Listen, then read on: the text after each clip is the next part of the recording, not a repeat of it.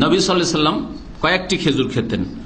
যদি খেজুর না পেতেন তাজা খেজুর ফাতামারাত, তাহলে শুকনো খেজুর, ফাইনলাম তখন তামারাত, আর যদি শুকনো খেজুরও না পেতেন হাসাওয়াত মিম্মা, কয়েক ঢোক পানি খেয়ে নিতেন। কয়েক ঢোক পানির ক্ষেত্রেও আজকাল সায়েন্স বলছে যে পানি খাওয়ার ক্ষেত্রে অনেকে করে 4-5 গিলাস খেয়ে নেয় একসাথে, সারাদিন পিপাসা আছে গরমের দিনে, অনেক বেশি করে পানি খেয়ে নেয়, এটাও ক্ষতিকর।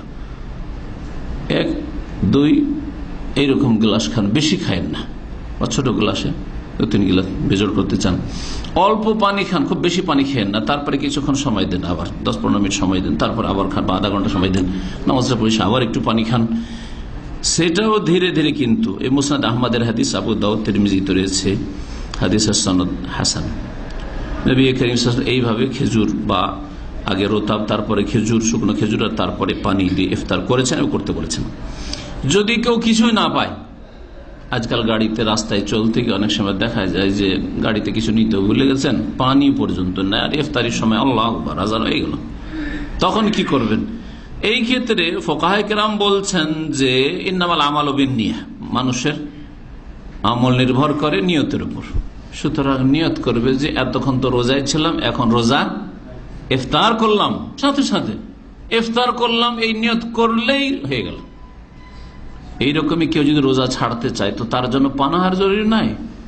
এটাও মাসলা জেনে রাখেন, দিনের বেলা কোন এক সময় যদি বলে, নফল হোক আর ফরজ রোজা হোক, যদি অন্তরে সংকল্প করে না যে এতক্ষণ তো রোজা ছিলাম, রোজা রাখবো না, ছেড়ে দিলাম, ছেড়ে দেবো না, ছেড়ে দিলাম, যেমন তালাক দিলাম তো তালাক হয়ে গেল, ঠিক তেমনি যদি বলে যে আমি মনে মনে উচ্চারণ, আর নিয়তের জন্য উচ্চারণ করাও শর্ত না, মনে মনে যদি দৃঢ় সংকল্প করে না যে এতক্ষণ তো রোজা ছিলাম আর রোজা রাখতে পারবো না, অথবা পারবো না, ফাসেক লোকেরা মাঝে মাঝে রাখে, মাঝে মাঝে রাখে না, এখনই রোজা ছেড়ে দিলাম, কিন্তু খাওয়ার সুযোগ পেল না বা খেলো না, সংকল্প করে ফেলেছে, রোজা তার ভঙ্গ হয়ে যাবে, ওই নিয়তের মাধ্যমে তার রোজা নষ্ট হয়ে যাবে।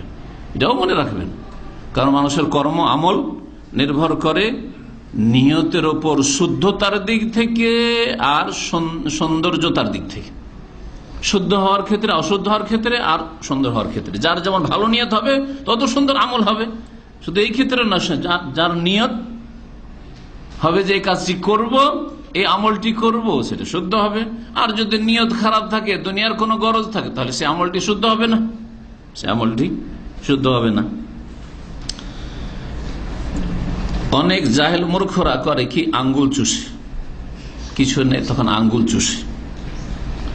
শেখ ইবনে উসাইমিন রাহমাতুল্লাহ তার কিতাবে লিখেছেন যে ওয়ালা ইয়ামাসু ইসবাহু, যে আঙ্গুল চুষবে, যে আঙ্গুল চুষে এখন ইফতার করি, কিছু পাই না তো।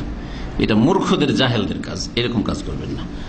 ওয়ালা ইয়াবলা রিকাহু, আর কেউ কেউ করে কি, একটু এমনি তো থুথু বেরোয় না, কারণ ভিতর তো শুকিয়ে আছে, তারপর চিপে চিপে ভিতরে থুথু একটু বের করে জিবাতে থুথু জন্মিয়ে তারপর তখন কি করে, গিলে, যে থুথু গিলে আমি ইফতার করলাম। এটাও জাহেল মূর্খদের কাজ, এরকম কোন কাজ করবে না।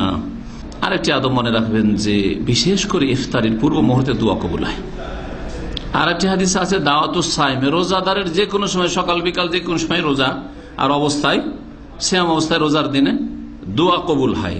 নবী সাল্লাল্লাহু আলাইহি ওয়াসাল্লামের হাদিস ইবনে মাজায় রয়েছে, হাসান হাদিস, ইন্নালিস সাইমি ইনদা ফিতরিহি দাওয়াতুন লা তুরাদ, রোজাদারের ইফতারির সময় তার এমন একটি দোয়া রয়েছে যেটি খণ্ডন হয় না। মানে একটা দোয়া যদি করে তো সেটা খণ্ডন হয় না, যে কোনো দোয়া করতে পারে। সুতরাং আল্লাহর হস্তে দোয়া করবেন ইখলাসের সাথে, নিজের জন্য, নিজের পরিবার পরিজনের জন্য, নিজের দিন দুনিয়ার কল্যাণের জন্য, মুসলিম উম্মতের জন্য, মুসলিম মাজলুম ভাই বোনদের জন্য। এই রোজা রমজানের দিনে ভুলবেন না।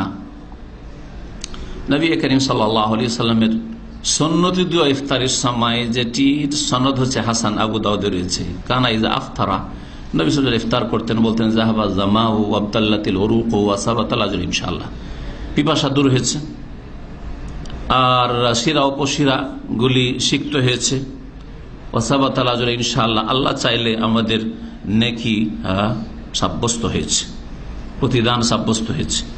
আর একটি দোয়া যে প্রসিদ্ধ দোয়া, আল্লাহুম্মা লাকা সুমতু ওয়া আলা রিজকিকা আফতারতু, লাকা সুমতু একটা বাক্য, ওয়া আলা রিজকিকা দুই বাক্যের সাথে, এই হাদিসটি যঈফ।